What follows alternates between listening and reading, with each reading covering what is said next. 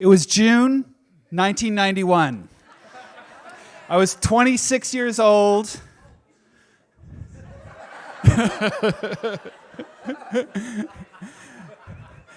And driving through the part of Central America in a tired old Volkswagen with a guy named Ralph. On this trip, I learned a lot about people and a lot about myself and a lot about the world. And I especially learned on this very trip in Honduras about la mordida, the bite, or the fine art of bribery. So here we were driving down the road in Honduras, and we saw a military checkpoint up ahead. And we were pretty nervous about it, and so we watched all the other cars to see what they did. So there was this oversized stop sign, and they all drove up and drove around it really carefully and gave the people their papers. So we watched what they were doing very carefully. So when it was our turn, we came up to the line very slowly and crossed the line at about 2 miles an hour, just like everybody else was doing. But there was a difference. When our car crossed the line, when the other cars crossed the line, they were Honduran cars with Honduran license plates. My car had a California license plate. So the second I crossed that line, whistles blew all over the place. People were yelling. A guy ran over to our car with a rifle over his shoulder and told me to get out of the car. So I got out of the car and asked what happened, and he said that I ran the stop sign. So I said, what do we do? And he said, come with me.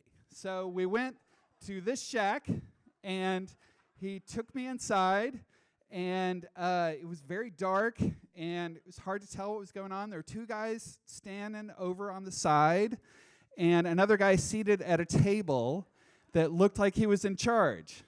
So the guy who brought me in told him what I did, and the guy in charge told me, he said, $40 Americanos, so $40 American. So you have to realize, at this time of my life, I didn't have much money. I had a long way to go, and $40 was a ton of money for me. So I said, are you kidding me? $40 for running a stop sign? So this guy was not very happy with me.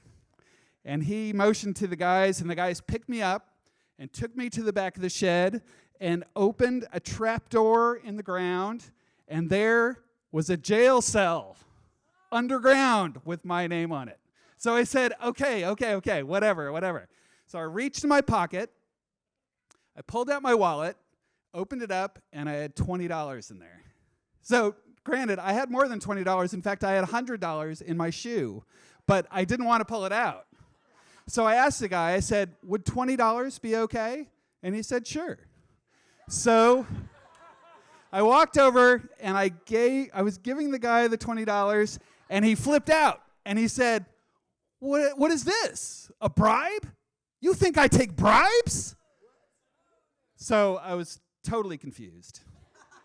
Didn't know what to do. And just then, this guy comes up behind me and puts a newspaper out on the table, unfolds this newspaper. And everybody stared at the newspaper and then stared at me. So I took the $20 and I put it on the newspaper. And nothing. They just stared at me. So then I closed the newspaper and they stared. And then I folded up the newspaper and I had it in my hand, and I was really scared to do this, but I handed it to the guy. And he looked at me, and a second later, he smiled. And he took the paper and he said, there, that's how you do it. Now you know.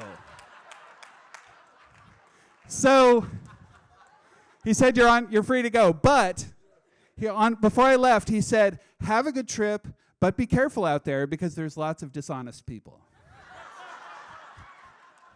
So I went back, I got in the car, and Ralph, my friend, was like, what happened? You were gone for a long time. And I said, I really don't want to talk about it. Let's just get on the road. So off we went. So what I learned from this is very simple.